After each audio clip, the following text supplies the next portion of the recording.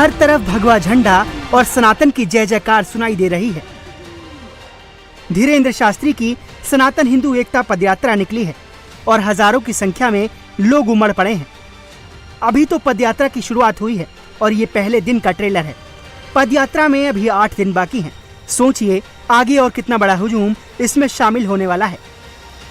आगे आगे बागेश्वर बाबा का रथ चल रहा है और पीछे पीछे ढोल मजीरा बजाते उनके भक्तों का सैलाब। संकल्प सबका एक है, हिंदू राष्ट्र, हिंदू एकता। ये जगे हुए भारत के 2024 के जगे हुए हिंदू हैं। अब वो हिंदू नहीं बचे हैं कि तुम हमें थप्पड़ मारोगे और ये हिंदू भाग जाएंगे। ये वो हिंदू हैं कि छेड़ोगे तो छोड़ेंगे नहीं। धीरेन्द्र शास्त्री नंगे पैर इस पदयात्रा पर निकल पड़े हैं। उनके साथ सिर्फ पुरुष ही नहीं बल्कि बड़ी संख्या में महिलाएं भी शामिल हैं। देश विदेश से साधु संत भी पहुंचे हैं। धीरेन्द्र शास्त्री का कहना है कि उन्होंने हिंदुओं को एकजुट करने के लिए जो बीड़ा उठाया है उसमें कष्ट तो सहना होगा, लेकिन ये पदयात्रा जरूरी है क्योंकि हिंदू अब जाग रहे हैं। भारत का हिंदू जाग रहा है। ये जागे हुए हिंदुओं का उबाल है। दूसरा कि इस देश में फूट बहुत है, इसलिए धर्म विरोधी राज कर रहे, इसलिए धर्म विरोधी जो है हिंदुओं को एक एक करके मार रहे। अब हमने प्रण लिया है कि हम हिंदुओं को एक करके मानेंगे। बाबर आया, अकबर आए, इन्होंने मंदिरों में मजारें बना दी। अब राम जी के मंदिर में जहाँ प्रभु प्रकट भय वहाँ इनकी मजार का क्या काम है? काशी में जहाँ भगवान विश्वनाथ बैठे आदिकाल से, वहाँ पर मजार कहाँ से आ गई? ये तो बनाई हुई है। धीरेन्द्र शास्त्री की पदयात्रा की शुरुआत गुरुवार को छतरपुर में बागेश्वर धाम से हुई। पदयात्रा 29 नवंबर को ओरछा में राम राजा के दर्शन के साथ खत्म होगी। 160 किलोमीटर की यात्रा में बाबा बागेश्वर का काफिला रोजाना 20 किलोमीटर चलेगा। लेकिन पहले ही दिन की यात्रा से कई मौलाना परेशान हो गए हैं।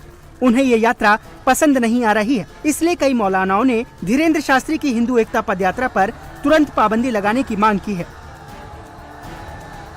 बरेली के मौलाना शहाबुद्दीन रजी का कहना है कि धीरेन्द्र शास्त्री जिस तरह की बात करते हैं उससे हिंदू मुसलमानों के बीच तनाव पैदा हो सकता है, इसलिए उनकी यात्रा के खिलाफ एक्शन होना चाहिए।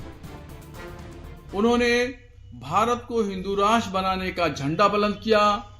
मैं उनको कहना चाहता हूं कि ये हिंदुस्तान न कभी हिंदू राष्ट्र हुआ है, न होगा और न ही कभी ये मुस्लिम राष्ट्र हो सकता है। वो जिस तरीके से भाषा इस्तेमाल करते हैं उससे मुसलमानों को तकलीफ होती है, इसलिए मैं हुकूमतों से कहूंगा कि वो उनकी यात्रा पर पाबंदी लगाएं। कहीं ऐसा न हो कि ये उनकी यात्रा सांप्रदायिक रूप इख्तियार कर ले और हिंदू और मुसलमानों के दरमियान एक बड़ा तनाव पैदा करे।